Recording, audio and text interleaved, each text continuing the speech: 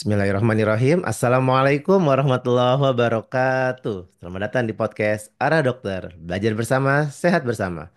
Podcast ini insya Allah akan membahas tentang berbagai macam penyakit dan juga tips-tips kesehatan yang akan disampaikan oleh berbagai macam narasumber.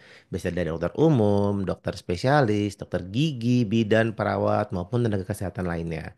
Nah, izinkan saya menyapa Bapak dan Ibu sekalian nih yang menyaksikan podcast hari ini dengan panggilan Sobat Dokter. Saya sendiri, Dokter Rian, di sini bertugas sebagai host pada podcast hari ini. Nah, pada hari ini kita akan membahas sebuah penyakit ya. Kemarin kan sudah beberapa hal kita banyak penyakit-penyakit. Nah, sekarang hari ini penyakitnya lebih untuk kaula muda nih ya. Penting banget nih penyakitnya. Jadi dan juga mungkin masih jarang dibahas di beberapa pembahasan di online seperti itu. Nah, pada kali ini kita akan membahas tentang namanya nyeri kepala dan stroke pada usia muda. Oh, jadi tuh bisa tuh stroke pada usia muda ternyata ya. Ini saya juga banyak belajar juga nih nanti nih dari pemateri kita hari ini. Alhamdulillah hari ini kita sudah ditemani oleh seorang dokter spesialis neurologi yang Masya Allah dahsyat dan juga luar biasa dan memang sudah pakar di bidangnya. Nah, mari sama-sama kita sapa Dr. Ivan Kurnianto, Fellowship of Neurointervention of ASEAN, ahli ilmu faal olahraga klinis, Certified Ozone Therapy in Musculoskeletal. Assalamualaikum warahmatullahi wabarakatuh, dokter. Waalaikumsalam warahmatullahi wabarakatuh, Dok. Rian. Baik, sehat dokter? Alhamdulillah sehat. Alhamdulillah. Sedang di mana, dok? Di rumah. Udah baru Alhamdulillah beres sedang di... praktek. Oh, belum praktek ya? Iya, sudah baru beres. Alhamdulillah baru Aman. beres. Aman jadi kita podcast Mm, hari ini aman ya dok ya? Siap, boleh. Masya Allah. Sobat dokter sekalian ini di tengah kesibukannya Dokter Ivan ya. Beliau masih menyempatkan hadir di podcast kita pada hari ini ya. Oke. Pada hari ini kita akan membahas tentang penyakit nyeri kepala ya dok ya. Dan stroke pada usia muda. Nah sebelum kita mulai, Boleh, boleh, boleh. kalau boleh tolong diceritakan dulu dokter Ivan. Saya panggil dokter Ivan nggak apa ya dok ya? Silahkan, Dokter Rian. Sebenarnya Baik. agak ini ya. Dokter Adrian Oh atau ya, Adrian? oh ya, Dokter ini Rian. sebenarnya sobat dokter sekalian, dokter Ivan ini teman saya. Saya dipanggilnya biasa Adri, namun bisa dipanggil Rian juga. Nah, kalau di Iya, podcast dipanggilnya Rian. siap. Oke, Oke, baik, Dok. baik, baik. Boleh tolong dijelaskan Ya, dulu, dokter Ivan, aktivitasnya apa, lalu prakteknya di mana, dok? Silakan disapa dulu, dokter, sobat dokternya. Sobat dokter sekalian, Assalamualaikum warahmatullahi wabarakatuh. Salam kenal Waalaikumsalam warahmatullahi semuanya. wabarakatuh. Ya, saya Ivan, spesialis neurologi. Saat ini saya berdomisili dan berpraktek di area Tangerang. Jadi sekarang saya merupakan dokter spesialis neurologi atau spesialis saraf yang biasa dikenal oleh orang-orang dengan subspesialis atau keahlian saya adalah di neurointervensi. Saat ini saya berpraktek di Rumah Sakit Mayapada Tangerang, kemudian di Rumah Sakit Umum Kemenkes Sitanala Tangerang, dan Rumah Sakit Sari Asih Sanyang. Mungkin itu, Dok. Adrian.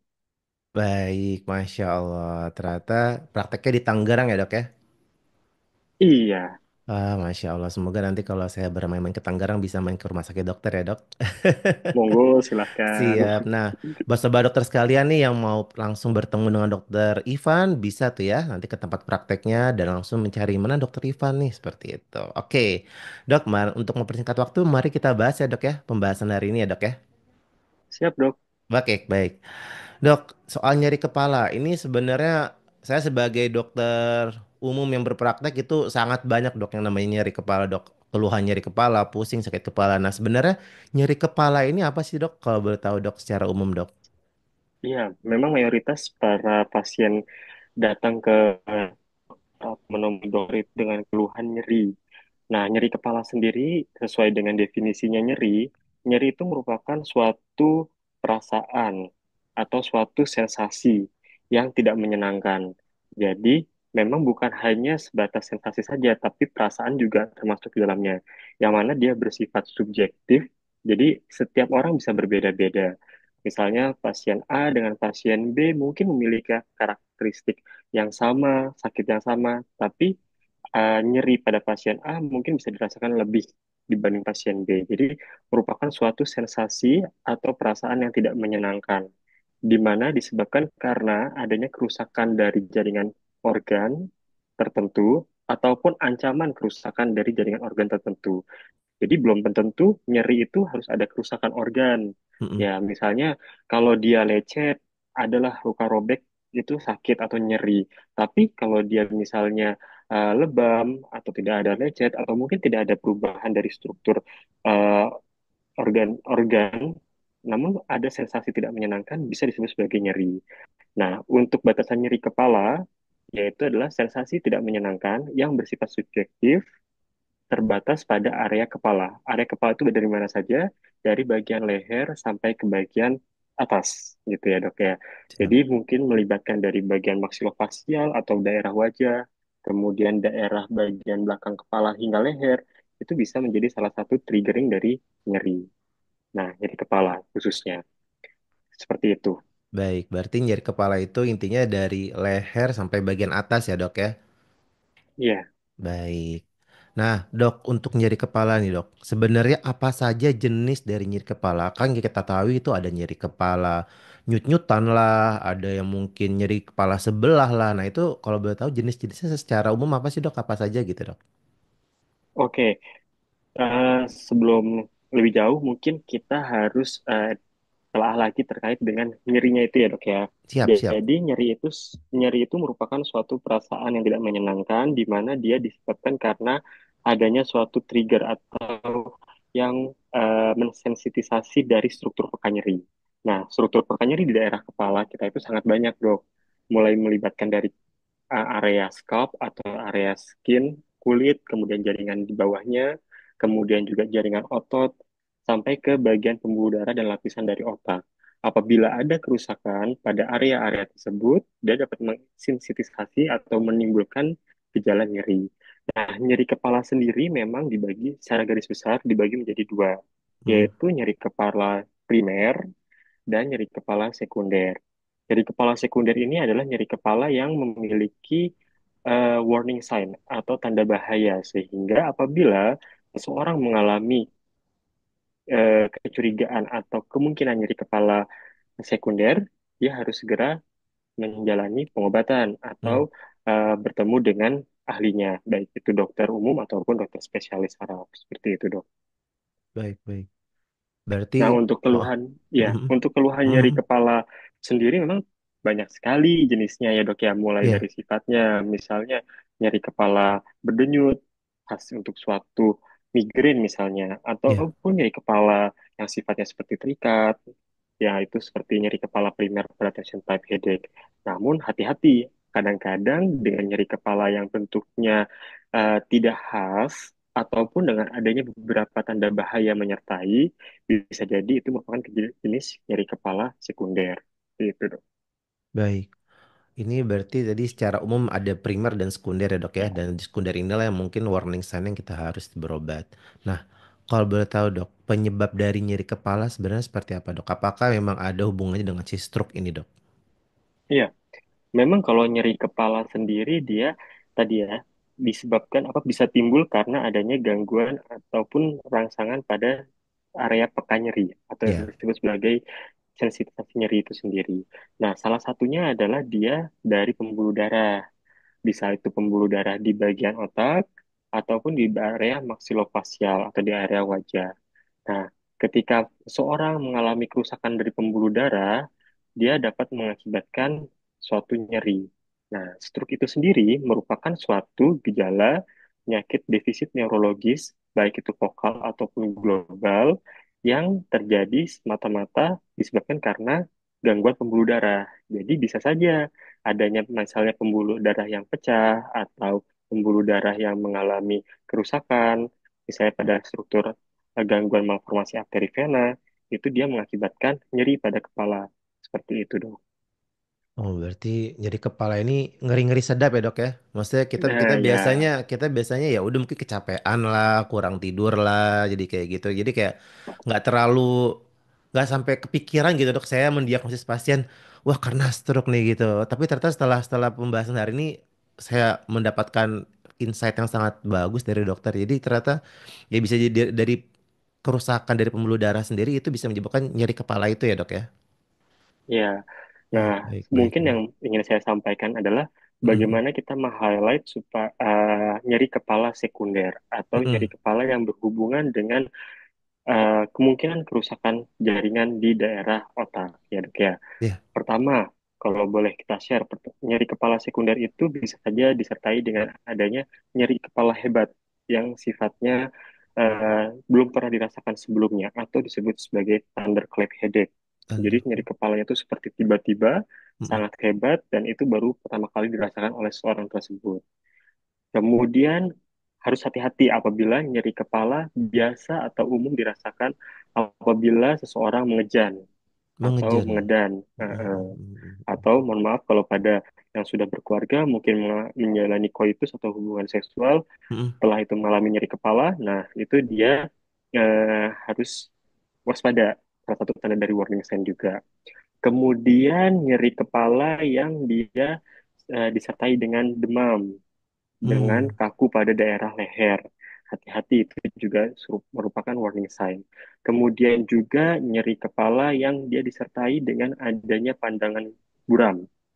Jadi Mm. pandangan buram tiba-tiba yang muncul menyertai dari nyeri kepala itu juga hati-hati. Kemudian pasien dengan keluhan defisit neurologis vokal. Jadi nyeri kepala disertai misalnya dengan kebas sesisi tubuh, atau mungkin dengan kelemahan anggota gerak sebelah, atau mungkin dengan mulut mencong, atau bicara pelo, itu juga bisa.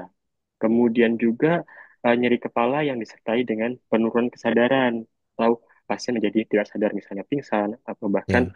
disertai dengan mual muntah, yang merupakan salah satu tanda dari gejala tekanan tinggi intrakranial. Seperti itu, dokter.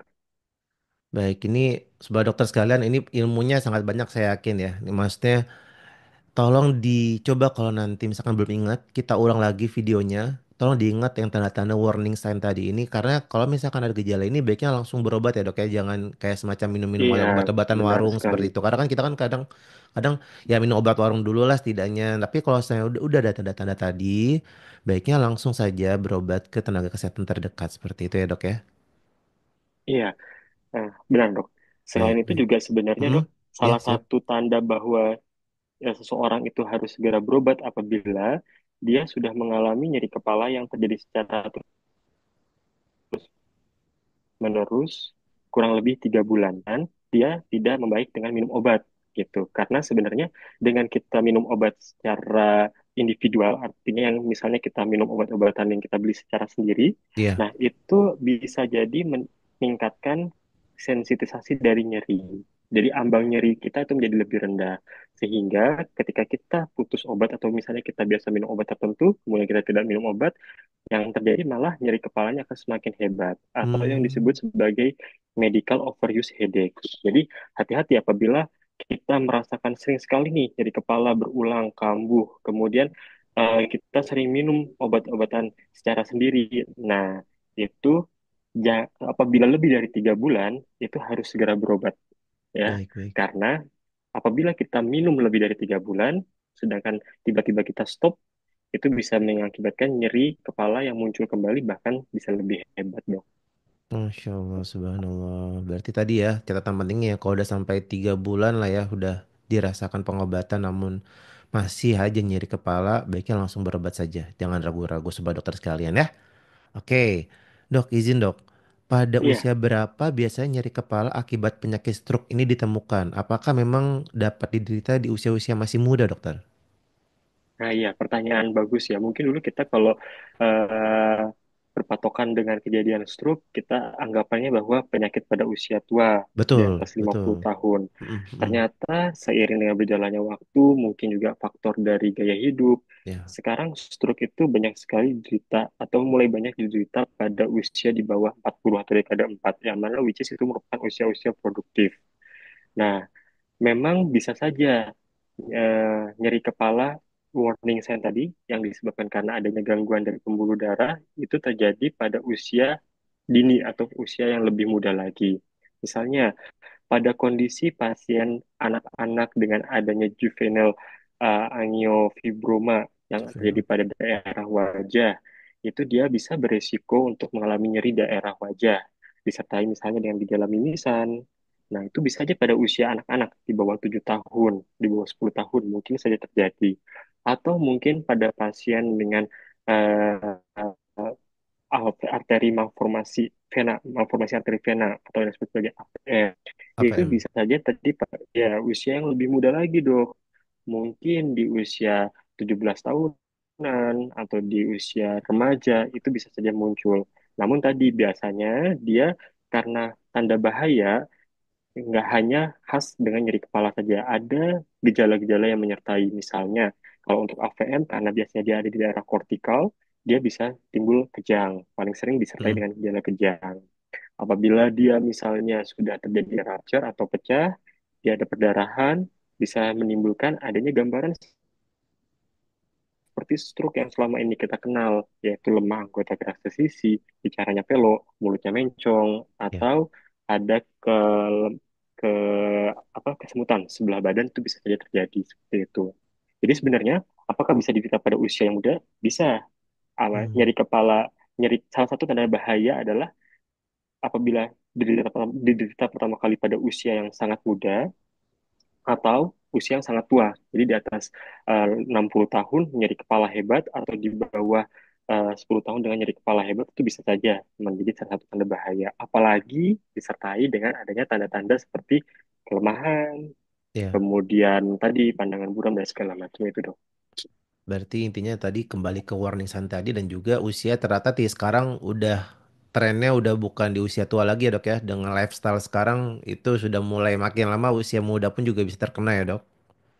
Iya, betul sekali dok. Baik, baik, baik, baik. Ini untuk sobat sekalian yang masih muda, jangan tenang-tenang aja nih ya, yang pola hidupnya seenak-enaknya aja, makan apa aja, minum apa aja, ternyata penting banget untuk lifestyle ini dibahas. Nanti kita akan bahas di akhir-akhir ya tentang lifestyle ini ya dok ya.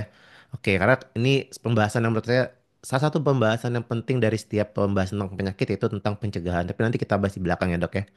Oke dok, kalau misalkan tadi warning sign sudah ya dok ya. Nah, biasanya berapa lama gejala nyeri kepala yang muncul jika dicurigai penyebab nyeri kepalanya ini akibat dari penyakit stroke, dok? Biasanya nyeri kepalanya itu apakah sampai seharian kah atau mungkin dia hilang timbul kah atau bagaimana, dokter? Oke, jadi dok, kalau untuk nyeri kepala yang memang berhubungan dengan stroke, artinya dengan gangguan pada pembuluh darah otak, dia khasnya adalah mendadak, dok. Jadi Mendadak. uh, itu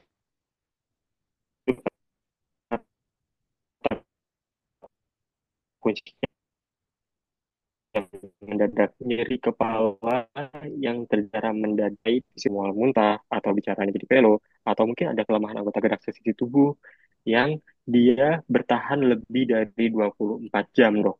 Bertahan Gitu. dari 24 jam ya, dok ya? Iya, tapi kita nggak mungkin dong nungguin 24 Betul. jam terus kita bilang, oh ya udahlah, ini baru stroke. Nggak. Jadi ada yang disebut sebagai golden period Mm-mm. atau semakin cepat kita menangani stroke, angka kesembuhan secara sempurnanya, artinya tidak memiliki sequela atau catatannya itu menjadi lebih tinggi dok. Gitu. Nah, jadi kalau memang ada sobat dokter sekalian yang mungkin mengalami atau keluarganya mengalami hal demikian.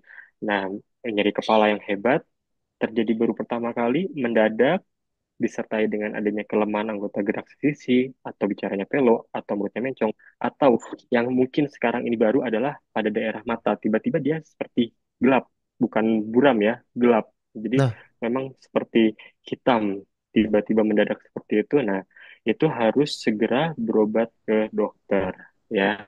Karena bisa jadi itu merupakan tanda dari stroke dan harus dilihat lagi evaluasi faktor risiko dari stroke-nya itu sendiri, dok. Gitu. baik, baik. Memang stroke usia muda itu memiliki faktor risiko yang berbeda daripada stroke pada usia senior atau usia yang lebih tua. Tua. Mungkin kita dulu kenal bahwa stroke itu penyebabnya adalah aterosklerosis atau kolesterolnya tinggi atau kencing manis Ya, atau darah tinggi.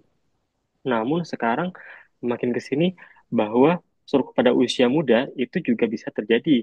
Misalnya karena faktor risikonya migrain yang terus-menerus atau mungkin ada pada pasien yang menggunakan kontrasepsi tertentu.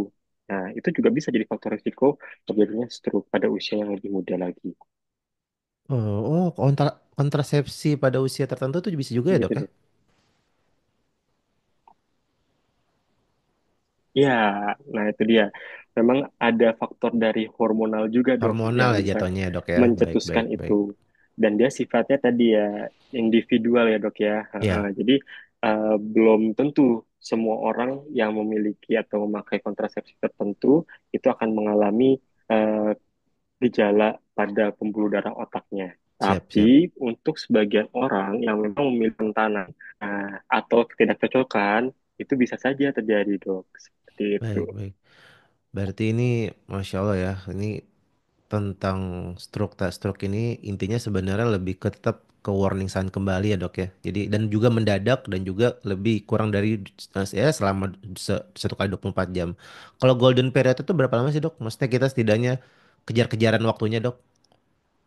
Ya, memang kalau seandainya dia stroke sumbatan, Mm-mm. sampai saat ini adalah 4,5 jam, dok. Kurang dari empat Oke, setengah jam oke, onset, itu dia bisa kita lakukan pemberian rekanalisasi atau IV trombolisis. Jadi obat siap. kita suntikan untuk melisiskan atau memecah pembuluh darah yang tersumbat tersebut sehingga sumbatannya menjadi hilang dan aliran darah kembali normal. Oke. Tapi apabila dia sumbatan yang terjadi lebih dari 4,5 jam Mm. sampai dalam kurun 24 jam, itu masih ada kemungkinan pilihan lainnya untuk rekanalisasi. Seperti misalnya kita lakukan intraarterial trombolisis ataupun dengan mechanical thrombectomy seperti itu. Jadi sumbatannya kita tarik, kita sedot seperti itu dokter. Siap. Bisa juga. Oke. Tapi memang itu eh, tidak semua area rumah sakit ataupun dokter spesialis saraf bisa melakukan. Memang itu dilakukan oleh dokter spesialis saraf yang memiliki kompetensi neurointervensi seperti itu, dok. Baik, baik, Dan baik. rumah sakit yang memiliki fasilitas cath lab. Jadi itu dilakukan di cath lab, dokter. Baik, Seperti baik, itu. baik. Intinya kita kalau misalnya sudah ada warning sign tadi, setidaknya dalam dalam waktu 4,5 jam itu kita segera datang dulu minimal ke tenaga kesehatan terdekat dan kita lihat nanti even mungkin misal tidak ada cat lab mungkin bisa nanti dirujuk ya dok ya seperti itu ya dok ya diharapkan seperti itu. Iya. Baik, baik, Tapi baik. kalau untuk yang IV trombolisis, dok, di Hmm, bawah 4,5 jam, hmm. itu nggak harus dilakukan di cath lab, dok. Itu Oh, dia sifatnya pemberian obatnya intravena, jadi infusan, oh, dokter. Yang siap, siap. penting kita lakukan pemeriksaan CT scan, kemudian pemeriksaan fisik, memang mengarah ke arah suatu gejala stroke, dan tidak di hasil CT scan tidak ditemukan adanya pendarahan, itu bisa kita lakukan pemberian antitrombolisis. Siap, siap, siap. Berarti itu hanya lewat IV saja ya dok ya? Intravena Mm-mm. saja ya? Oke, jadi gini loh sobat dokter, itu hanya disuntikkan saja ya dok ya?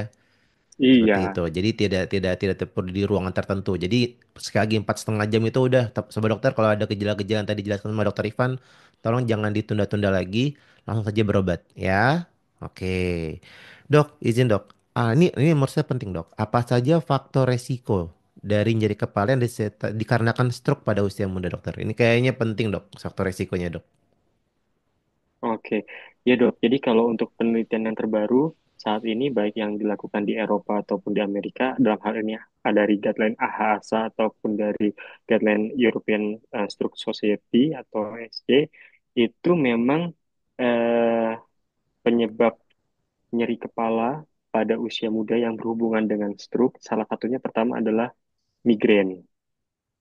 Jadi, apabila seseorang itu memiliki gejala migrain yang mungkin berulang atau terjadi secara intens, itu dia bisa memiliki kerentanan untuk terjadinya Oke. kerusakan pembuluh darah di otaknya. Yang kedua adalah pada pasien dengan penggunaan obat obat kontrasepsi tertentu, Mm-mm. kemudian juga obesitas itu mempengaruhi, Oh, dokter. Kemudian oh. juga sedentary lifestyle dan hipertensi pada usia muda itu juga mempengaruhi. Ya, ya, ya. Berarti tadi. Tapi ini ngeri juga obesitas ya dok ya. Obesitas berarti bisa ya dok ya. Bisa. Oke, oke. Ini untuk sobat dokter dan untuk saya pribadi nih berarti nih. Untuk menjaga berat badan yang ideal ya. Berarti ya. Jangan sampai berlebih juga karena ternyata faktornya salah satunya itu obesitas atau berat badan yang berlebih. Seperti itu sobat dokter Iya, sekalian. dan satu lagi dok, Oh rokok, iya. rokok, rokok Oh, juga mempengaruhi. wah dok, ini benar-benar nih dok. Wah ini bukan main-main dok.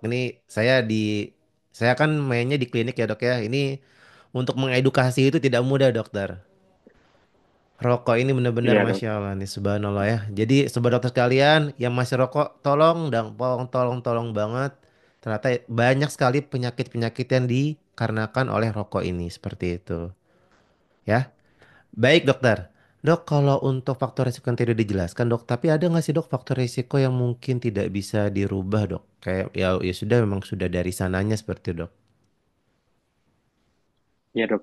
Jadi memang kalau untuk faktor risiko stroke, baik itu pada usia dewasa ataupun pada usia muda, itu dia dibagi dua dok. Ada yang bisa dirubah dan ada yang tidak bisa dirubah. Mm-mm. Nah, kalau yang tadi yang disebutkan adalah yang bisa dirubah. Tapi ada juga nih yang tidak bisa dirubah. Misalnya, eh, dari genetik bisa mempengaruhi. Jadi Oke. mungkin memang sudah ada kegangguan kognitif sebelumnya dari pembuluh darah. Kemudian juga termasuk dari jantung ya dok ya. Jadi ada kondisi-kondisi tertentu pada jantung yang umumnya notabene diderita pada usia muda yang merupakan kelainan kognitif. Misalnya atrial septal defect atau ASD itu juga salah satu resiko untuk terjadinya stroke pada usia muda dok. Gitu. Oh, Jadi memang kalau ada stroke di usia muda, kita harus screening juga nih. Kira-kira ada nggak masalah di organ lain, termasuk dalam hal ini adalah jantung. Seperti itu, dok. ASD ya dok ya, atrial septal defect ya dok ya. Iya, Oke, oke. Jadi itu ada masalah penutupan katup yang tidak sempurna ya dok ya. iya. Oke.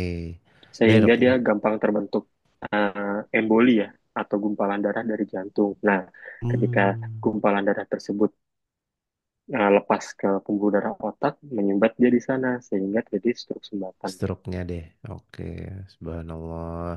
Dan ini penting sekali nih sobat dokter sekalian ya. Jadi ternyata faktor risikonya ada yang bisa dirubah, namun ada juga yang mungkin sudah tidak bisa dirubah seperti itu ya. Oke, sobat dokter sekalian. Ini penting nih. Apa saja pemeriksaan yang dapat dilakukan untuk nyeri kepala akibat stroke dok? Misalkan apa mungkin ronsen, CT scan, atau mungkin MRI. Dan saya pernah dengar dok ada MRA, MRV. Nah ini sebenarnya apa sih dok? Kalau boleh tolong dijelaskan secara singkat dokter. Oke, jadi memang modalitas pemeriksaan penunjangnya itu banyak, dok. Tapi kita harus sesuaikan juga dengan setting klinis pada pasien tersebut. Hmm, Misalnya pasien dengan usia muda datang nyeri kepala hebat, kemudian terjadi secara mendadak. Kita curigai adanya suatu perdarahan di intrakranial karena pasien mengalami penurunan kesadaran juga, ya dok ya. Kita ya. mungkin first line-nya adalah atau yang pilihan utamanya adalah kita lakukan pemeriksaan CT scan gitu dok. Hmm. Karena pemeriksaan CT scan ini merupakan pemeriksaan imaging yang dia eh, paling akurat, paling mudah. Hal ini adalah sensitivity dia tinggi. Jadi untuk screening apakah ada perdarahan atau tidak di otaknya gitu. Hmm.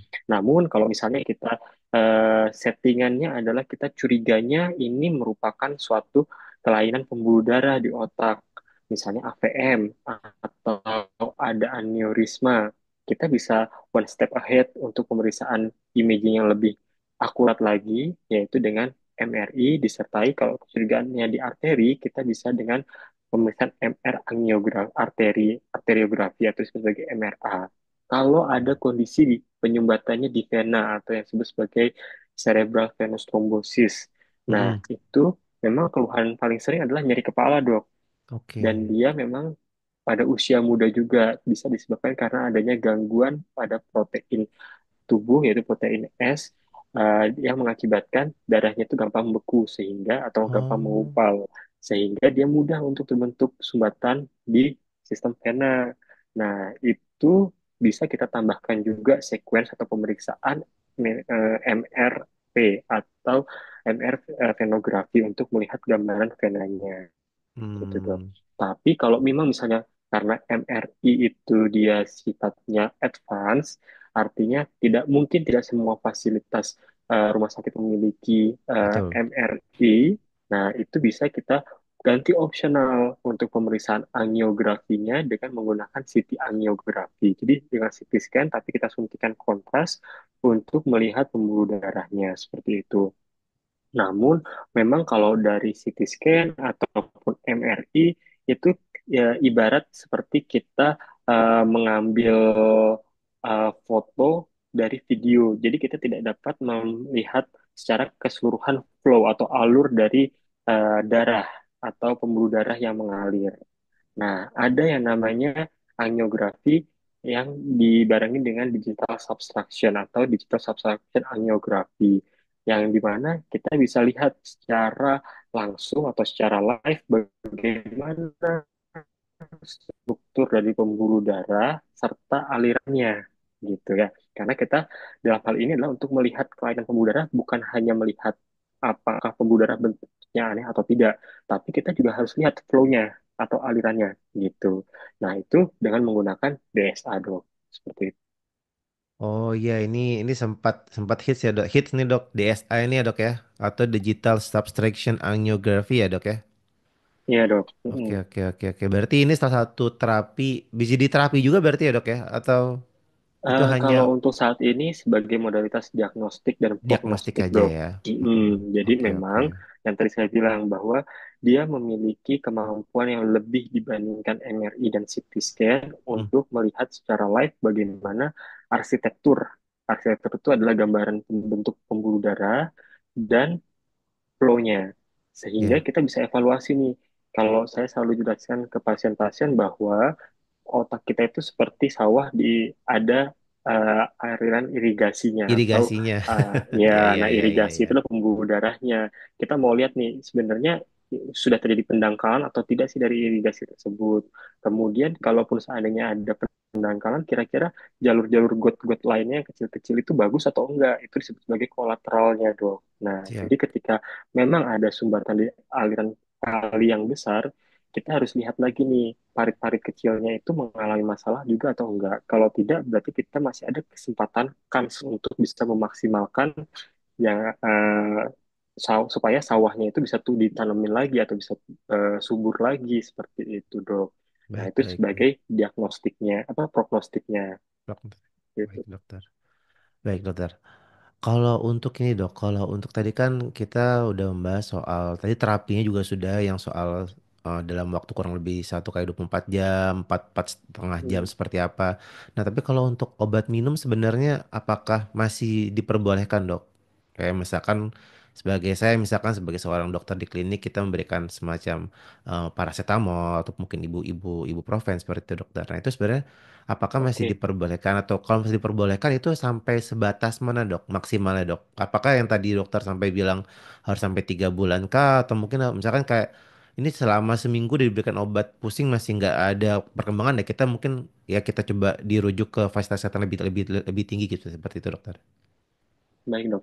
Jadi kalau untuk terapi, kita harus menyesuaikan dengan diagnosis. Hmm, Ya, jadi ketika kita berbicara tentang terapi, kita harus memantapkan dulu nih diagnosisnya apa gitu. Memang tadi sesuai dengan nyeri kepala, secara garis besar dibagi menjadi dua, yaitu nyeri kepala yang sifatnya primer primer, dan nyeri kepala yang sekunder. sifatnya sekunder. Kalau kita bahas dulu ya mungkin menyinggung nyeri kepala primer ya, dok ya, karena memang mostly adalah yang kita rasakan itu bisa jadi nyeri kepala primer. Nyeri kepala primer itu dia dibagi menjadi tiga secara garis besar. Ada nyeri kepala migrain, nyeri kepala tension type, dan nyeri kepala yang sifatnya cluster. Nah, dari ketiga nyeri kepala tersebut, untuk tata laksana atau pemberian pengobatannya itu secara garis besar dibagi menjadi dua, dok, yaitu terapi abortif dan terapi preventif. Terapi abortif itu apa? Terapi abortif itu adalah terapi yang digunakan secara cepat untuk menghilangkan nyeri kepala, gitu. Tapi dia memiliki batasan waktu. Dia Mm-mm. tidak boleh diberikan dalam jangka waktu panjang atau terus-menerus. Misalnya kita meminum obat warung yang menghilangkan sakit kepala. Itu mungkin pada satu waktu dia akan hilang. Tapi ketika kita lakukan eh, secara continuous atau secara berulang, dan itu akan menurunkan ambang sensasi nyeri kita gitu. Sehingga apabila itu tiba-tiba tidak diminum, bisa terjadi muncul kembali. Ya. Nah, jadi apabila suatu gejala, misalnya nih migrain, ada indikasinya untuk terapi preventif atau terapi pencegahan, supaya kita tidak ketergantungan terhadap obat nyeri kepala yang sifatnya penghilang atau abortif tadi. Misalnya adalah migrain yang terjadi lebih dari 2 kali serangan dalam waktu 1 minggu, atau mungkin bertahan lebih dari 8 jam dalam waktu 1 hari, itu bisa kita lakukan pemberian dari terapi preventif. Jadi bukan hanya abortif aja ya dok ya, bukan hanya seperti penghilang rasa sakit seperti paracetamol, ibuprofen, atau mungkin golongan-golongan seperti misalnya eh, triptan itu Hmm. kepada migrain. Nah, kita juga bisa nih menambahkan golongan-golongan preventif, misalnya pada pemberian Depakote atau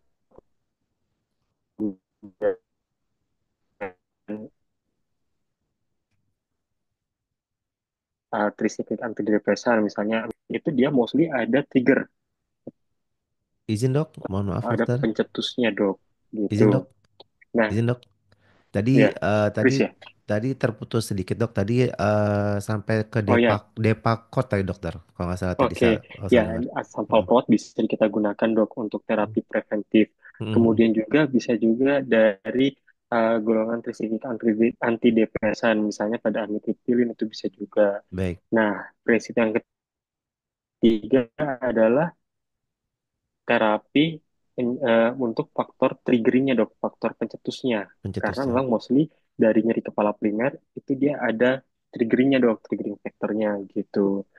Nah, itu banyak. Misalnya nih, dari pola makan, adanya konsumsi dari eh, coklat atau Oh mungkin iya iya iya. keju yang berlebihan pada seseorang tertentu itu bisa men-trigger jadinya migrain.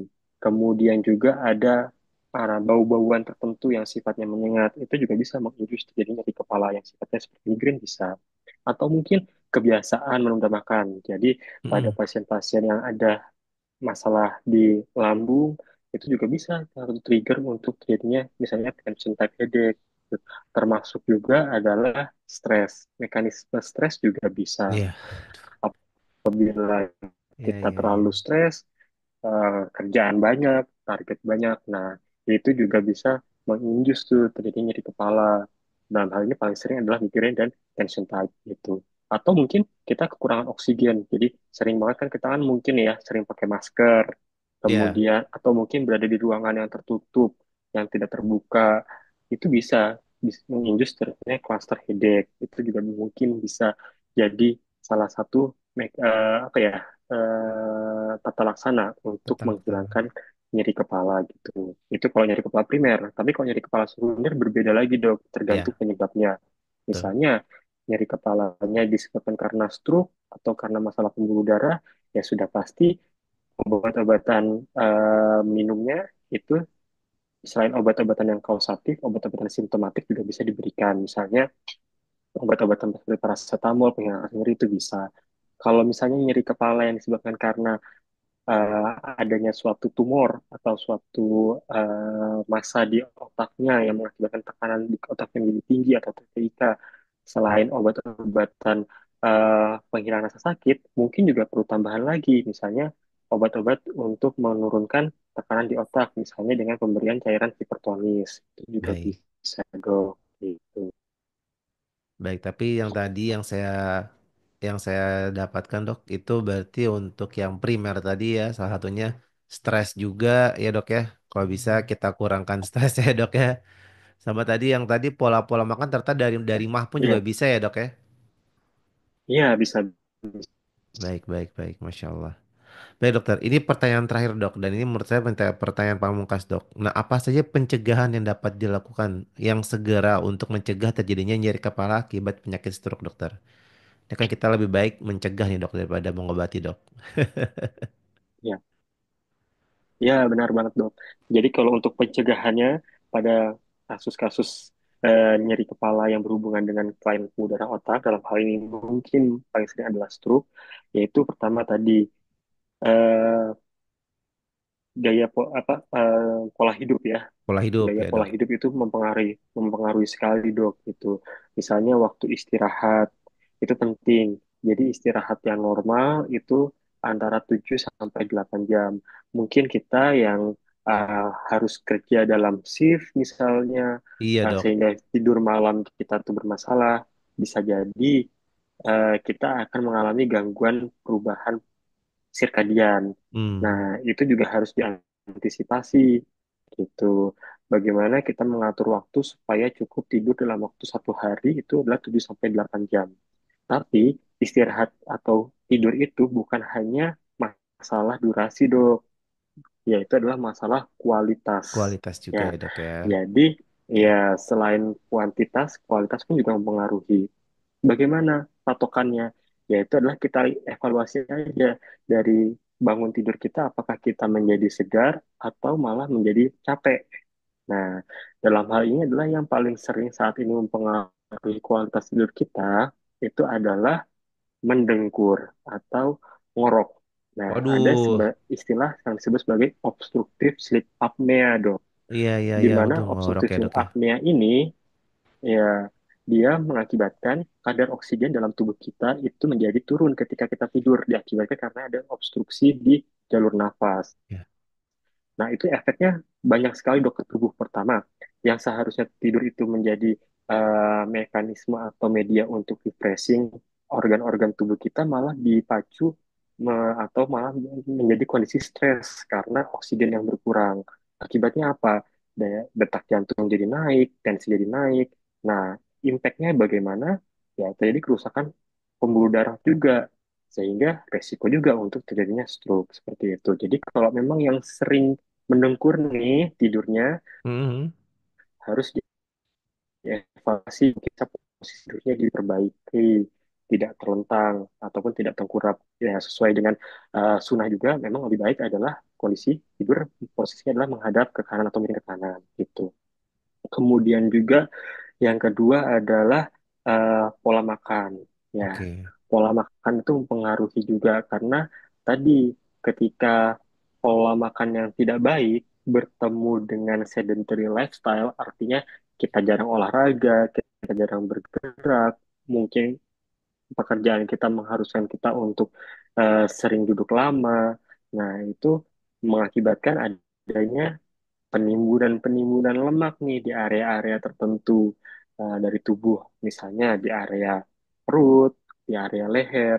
Nah, itu juga ternyata berhubungan loh dengan adanya kerusakan pembuluh darah gitu. Hmm. Terus habis itu juga aktivitas atau olahraga fisik atau aktivitas fisik itu penting at least dilakukan olahraga aerob ya, sifatnya aerob yang mana dia fungsinya adalah targetnya meningkatkan daya tahan jantung kita dan organ kita terhadap suatu hipoksia atau kekurangan oksigen. Oksigen. Itu at least 30 menit saja sehari. Ya, bisa diulang dalam waktu 2 sampai frekuensi 2 sampai 3 kali seminggu. Itu cukup sebenarnya untuk melatih jantung dan organ kita gitu. Karena sebenarnya kondisi hipoksia yang diatur dalam hal ini adalah yang disesuaikan itu malah bersifat baik gitu. Tapi kalau yang terlalu jangka waktu panjang, kekurangan oksigen dalam jangka waktu panjang itu yang bersifat buruk gitu dok.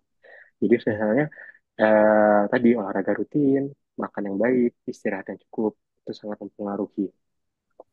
Dan satu Oh, lagi dok, iya dok. mekanisme stres pastinya. Waduh, iya dok Ya, nih, Masya mekanisme Allah. stres itu mempengaruhi bagaimana Baik kita nih, coping mekanisme terhadap stres atau tuntutan kondisi lingkungan itu juga bisa. Gitu. baik dokter. Selebihnya, kalaupun seandainya tadi ketika ada gejala-gejala tertentu, segera hubungi dokter. Baik, setuju dokter. Tadi berarti yang saya simpulkan dok, tadi soal masalah tidur ya dok ya. Tidur baik itu kualitas maupun kuantitasnya harus benar. Dan juga mungkin ada yang saya pernah dengar namanya sleep hygiene ya dok ya. Maksudnya untuk misalkan pas lagi sebelum tidur itu tidak boleh screen time dulu selama kurang lebih 2 jam itu benar ya dok ya? Oh iya benar banget dok, sleep hygiene. Sleep hygiene itu mempengaruhi sekali. Misalnya pada kondisi-kondisi kita mempersiapkan tidur ya, lebih Iya. baik kalau sebelum tidur itu kita mandi air hangat atau minum air hangat. Mm-mm. Kemudian makan besar terakhir sebelum waktu tidur itu minimal 3 jam. Oke, oke, oke. Kemudian juga apabila kita sering melakukan aktivitas di rumah, upayakan tidak melakukan aktivitas lain di kamar selain untuk beristirahat. Jadi kalau Ya. misalnya nonton TV, main HP, ngerjain tugas, itu jangan di atas tempat tidur, gitu. Jangan di kamar.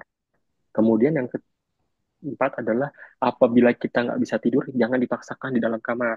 Ya, segera pergi keluar kamar, mungkin kita ke ruang keluarga atau ruang istirahat, ruang tamu atau ruang family untuk kita lakukan aktivitas lain. Sehingga ketika kita sudah mulai capek, kita ke kamar, itu bisa settingannya adalah untuk istirahat, dok. Gitu.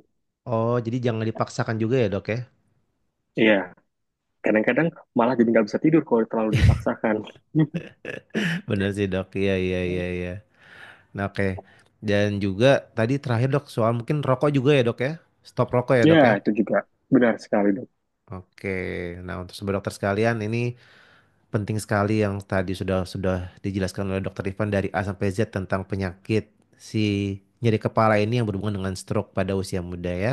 Baik dokter, ini alhamdulillah untuk podcast hari ini sudah selesai dokter. Ini kita bahas sudah begitu lengkap ya dok ya, Masya Allah dok. Terima kasih banyak dok atas penjelasannya. Ya, Semoga semoga bisa menjadi, bermanfaat. amin dok, semoga jadi amal jariah buat dokter dan bermanfaat untuk kita semua ya. Amin ya rabbal Ya, alamin.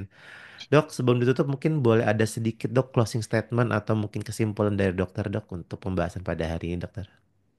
oke. Sobat dokter sekalian, jadi memang nyeri kepala itu umum kita rasakan dalam kehidupan sehari-hari. Untuk saat ini, apabila sobat dokter sekalian mengalami nyeri kepala yang mungkin sifatnya secara terus-menerus terjadi, mengganggu aktivitas sehari-hari, pertama adalah jangan panik. Ya, Kalau memang bisa dilakukan pemberian obat-obatan dan itu nyeri kepalanya menghilang, bisa tetap diberikan. Namun apabila dia nyeri kepalanya menetap atau mungkin disertai dengan adanya keluhan lain yang sifatnya seperti misalnya kelemahan anggota gerak sesisi, balas tubuh, atau bocor, atau mungkin pandangan menjadi sering buram, disertai dengan adanya mual muntah, jangan ragu untuk segera berobat ke dokter. Gitu. Kemudian apabila teman-teman atau sobat dokter sekalian sudah terlanjur sering minum obat penghilang rasa nyeri atau obat penghilang sakit kepala, mulai dievaluasi lagi untuk bisa berobat ke dokter. Kemudian untuk pencegahannya mungkin bisa dimulai dari diri sendiri, bagaimana mekanisme eh, olahraga kita, kemudian istirahat kita, pola makan kita, sampai ke manajemen stres kita. Seperti itu. Karena sebenarnya yang paling tahu tubuh kita itu adalah diri kita sendiri. Mungkin itu, dok. baik. Baik, Alhamdulillahirrahmanirrahim. Masya Allah, ini begitu lengkap ya yang sudah dijelaskan oleh dokter Ivan ya. Semoga yang paling penting jangan hanya ditonton tapi diterapkan ya sobat dokter sekalian ya. Karena ini penting sekali ya. Dan juga yang saya simpulkan sih sebenarnya tidak hanya untuk penyakit stroke aja dok ya. Ini sepertinya pencegahannya untuk banyak penyakit ya dok ya. Seperti itu ya dok ya. Iya, Baik, dok. baik, baik dokter Ivan. Sebelumnya saya ingin mengucapkan terima kasih pada dokter Ivan sudah berkenan untuk menjadi pembicara pada acara ataupun kegiatan podcast Arah Dokter ini dan semoga dokter Ivan tidak kapok ya dok ya kalau nanti saya hubungi lagi ya dok ya kita bahas kembali dok tentang beberapa penyakit dok yang berhubungan dengan neurologi ya dok. Dengan senang hati, Dokter Dian. Alhamdulillahirobbilalamin. Baik untuk sobat dokter sekalian sebelum ditutup bagi sobat dokter sekalian boleh ya dok ya kalau izin ada yang mau bertanya ke dokter Ivan boleh ya dok ya. Boleh, silakan, silakan. Nah, nih untuk 5 penanya tercepat yang bertanya di kolom komentar YouTube, nanti boleh nanti akan saya sampaikan pertanyaannya ke Dokter Ivan. Nanti setelah itu insya Allah Dokter Ivan jawab dan jawabannya insya Allah akan saya sampaikan di kolom komentar YouTube kembali seperti itu. Baik, alhamdulillahirobbilalamin. Untuk podcast kita hari ini sudah selesai. Sampai bertemu di podcast Arah Dokter berikutnya insya Allah. Bila taufiq hidayah, wassalamualaikum warahmatullahi wabarakatuh. Waalaikumsalam. Terima kasih Dokter Oke, Rifan. Sampai bertemu kembali Dokter. sama-sama Dokter Adrian, ya, senang hati.